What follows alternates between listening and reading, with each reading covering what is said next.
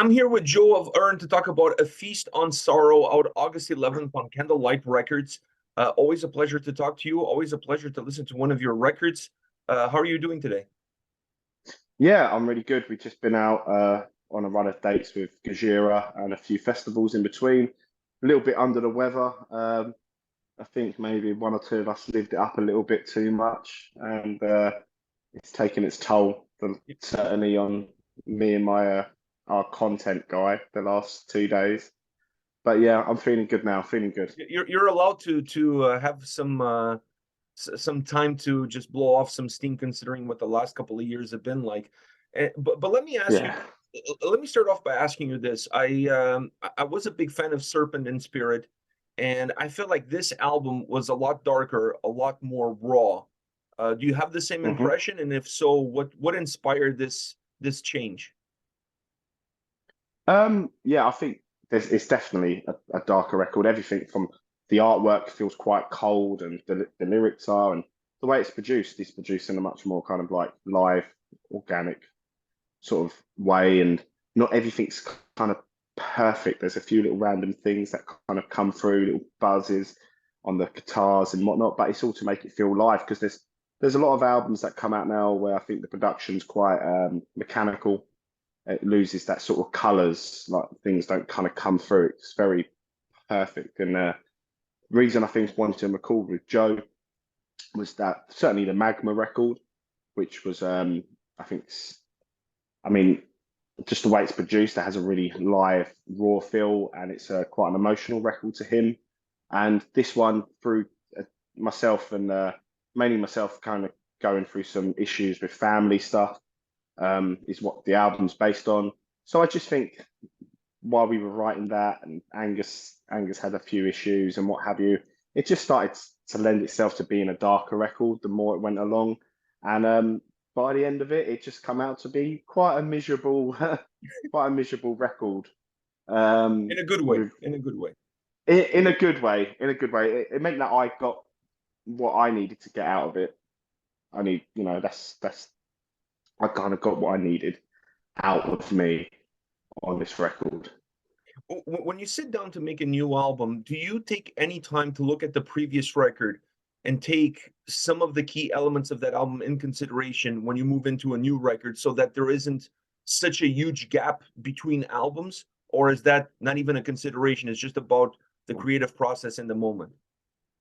Well, I think certainly for this, like recently, I took asked to do a piece about what albums inspired me for this, and Serpent and Spirit did inspire us writing, but I would only say three or four songs because that's still our band, that's still our sound, and everyone tries to pigeonhole our sound because I just listen to a lot of music, as does Angus, and like that's one of the albums that did inspire me. The songs that I like on it, because not every song I was ever a fan of, but yeah, I would certainly let that inspire me, and I wanted to take the best elements of that and put it with what we were writing um, for this album. And I think, I mean, as you probably notice, everything is maybe a bit more. There's a bit more kind of chugging going on.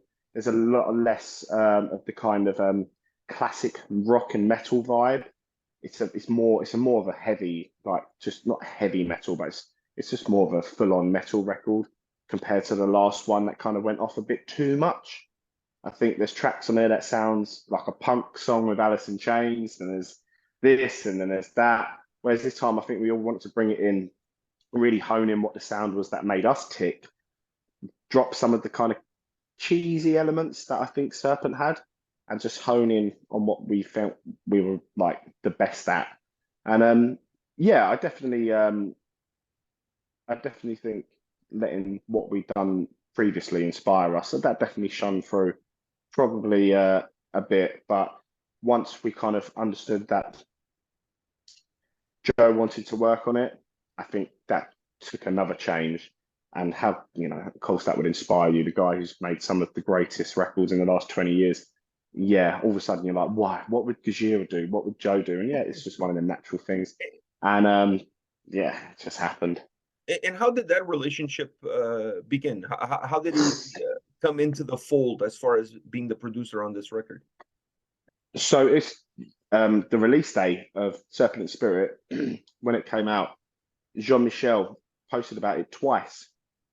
And to be honest, because it was we're a tiny band, I was like, what's happened here? Like, I just, like, has he got it muddled up with someone? It was just a bit like, oh, that's really odd. And 4 months went past, and according to their tour manager, Jean-Michel let management know straight away about us. COVID pandemic, and the first time he went on tour, he showed Joe one song, and Joe took the album. Sorry, and then just reached out, and then we just started just talking. And we're not even with having Joe in mind. I really wanted the drums to sound better than they did on Serpent. I wanted it to just to crush, as I think we spent a lot of time on getting that sound for this album. And I just kind of said, like, how do we go about recording drums there? I just had the idea of just going over for 5 days, using an engineer there. To which he kind of come back going, oh, actually, I think I want to produce your next album. I don't do like many. I think it's been 5 years since he's done his last thing, maybe. And then, of course, yeah, that changed everything. Then he got the engineer that Gajira used for Magma, for Fortitude, their live engineer, and their live sounds the best. He was like, I'm going to fly him over from Switzerland and we're going to work on the album. And it was just like, yeah, great. Of course, what are we doing here? Things started rolling. We met up with him in Copenhagen. And I was like, still wasn't sure if it was reality, you know? You thought you And were getting then, catfish. yeah, in the biggest way of all time. And then before I know it, we're in New York City, outside the studio, having a coffee, and Joe turns up and is like, "You all right, guys?" And we're like, "It's happening. It is happening." And now here we are. We've just finished a run of dates with Gajira. It's weird that one or two Instagram posts, and it's been And yeah, how and was it's it? Like, did he become a tool for the vision that you had of what you wanted the sound to be on this record, or did he help define what that vision finally became? um he really didn't want to change too much on the songs. There was one thing he was like, I think we should cut that out, like a section, but he was like, it's your art. There was one or two like tails that he would cut off, which just worked. It was just taking things out that repeated themselves. But he just really wanted to make the sound feel more real and much more kind of punchy. And again, a lot of that started off with the drums. The drums needed to improve. And yeah, he really didn't try to like change much about the songs. It was all about just adding a vibe. And it was like the second song at the end, there's like an acoustic section. And this is like Angus was just playing it and he went, get in the vocal booth. So it's not even recorded properly, and record it into the vocal mic. I'll be back in a minute. We recorded it. And then later on, he went to record it properly, like with all the actual mics that you need for that. And it just didn't have a vibe. It sounded too clean, too perfect. Whereas the other one, you can hear the frets being rubbed. You can hear buzz. You can hear Joe talking in the background. Let's keep that. Let's got a vibe. It's all about let's have a vibe. Let's get it perfect. Some of the vocals, I don't think it's perfect, but it's got something. And that was a real thing he wanted. It was all about making it feel real and live, but just making every instrument sound better than it did last time. And there was a few things vocally on the first track, that was first single, sorry, we released.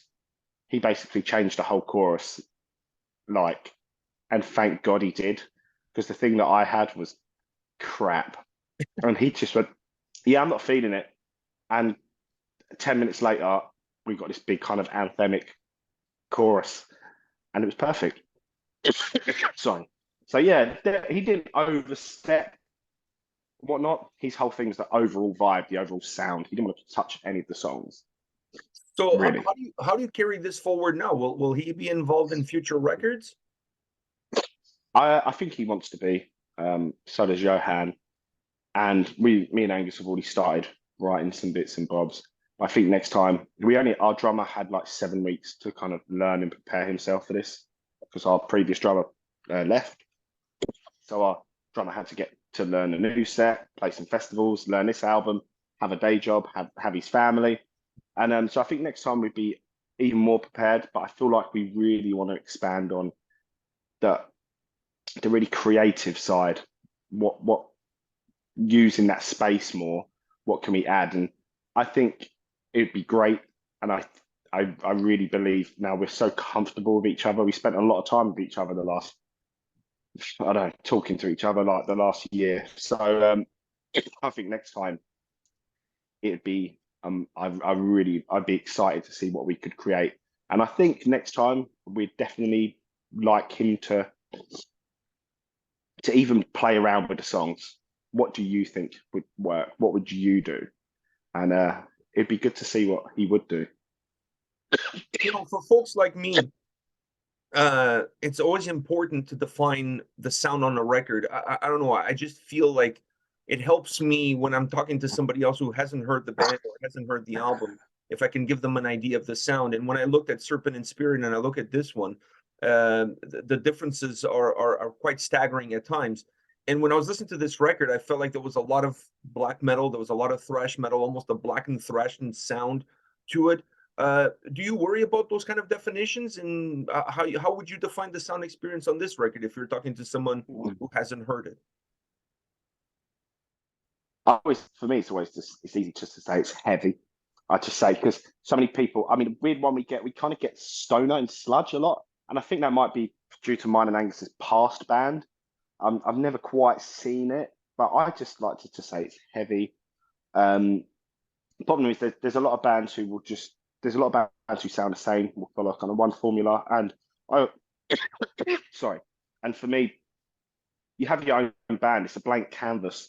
You can do whatever you want, like, and if people get it and they're up for it and they enjoy it, perfect. If some people is a little bit far out, there's always something that they will enjoy, and yeah, I know some people really, really, really want to pigeonhole the sound, but I'm just happy with us creating whatever we want to hear.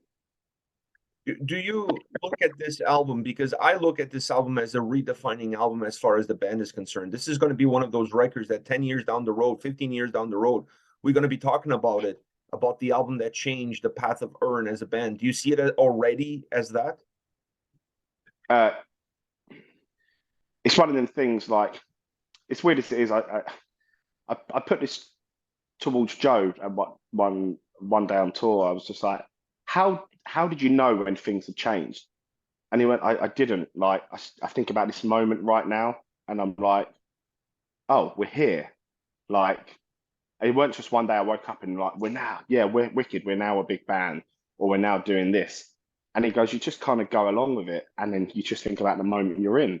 And it'd be amazing if I could 10 years down the line, people would talk about this album, and I sit back and I look at it, and as a a fan of like just a lot of music anyway, I like look at the artwork and I feel like there's a power to this record.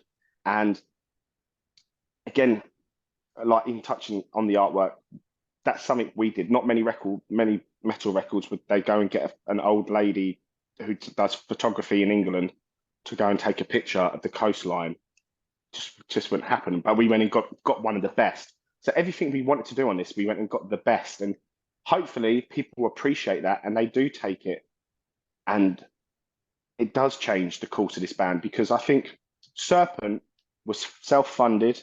It was three mates who saved our pocket money and had a laugh. We weren't signed. We had no intention. And we got signed off of someone hearing 5 minutes of music. Then I was like, right, now we need to be a proper band. And with the approach to that, I think you can tell the difference.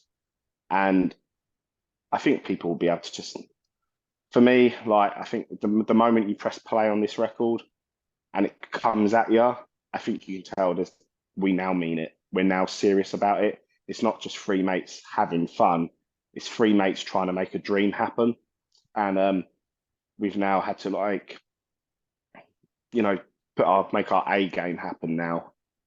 And we'll always have to have that level now. We can't let it dip. We always have to be of that level. As you can tell, I'm really ill. So I do apologize. Yeah, no problem, man. I appreciate, even though you're sick, taking the time to chat with me. And considering that you're coughing, let me ask you about your voice and your vocals for this record. Was it this a different album for you vocally, considering the changes that you guys were incorporating in the sound? Yeah, I mean, there's stuff that's really, really heavy on this album, and I've never done too many like death metal style vocals. Um, as much as I enjoy death metal, I'd never go, I'm the, the flag bearer of the new world of death metal and all this and that. But it just, that style just lent itself well to areas of this song. But my whole thing is, as heavy as it may be, as whatnot, you have to be able to hear what I'm saying. That's always been a big thing for me. I want people to hear. I'm gonna get some water. I want people to hear clearly what I'm saying, as heavy as it could be. So yeah, I kind of changed things a bit. Joe made me try different things which I've never tried before. And to be fair, to be honest, I was starting to lose my voice a little bit, so I had to change. And I think it actually worked out for the best. It kind of gave a few more layers and textures. Um, but since then, I've been doing vocal lessons for like the first time, really. And I'm like, oh my God, why wasn't I doing this for years? Like, fucking hell. Like live, I'm just like, oh, this is easy. I just feel so much better now. So yeah, I think, again, looking forward to the next album, I'm like, I'm already excited about to see what I can vocally do next time around. Whereas I think also on this album, there might be a little less clean singing compared to Serpent. Mhm. I'm so sorry. Your listeners are just going to hear me coughing. It's You totally know, fine, dude. It's totally fine. so rough, sweating here. So yes, sorry again. I got one last question for you, and that is, when it came to putting this album together, you got the sound, you got the producer, you got your vocals, lyrical content. I mean, there's a lot of pieces to the puzzle. The cover artwork. This is an album that it's multidimensional as far as my experience listening to it. Which was the most difficult piece of this puzzle kind of put together? Do you know what? It's weird. Trying to get the perfect artwork was killing me and my manager. And we tried different things, but I had the artwork in this article by this lady saved for some time. Rachel Talabot.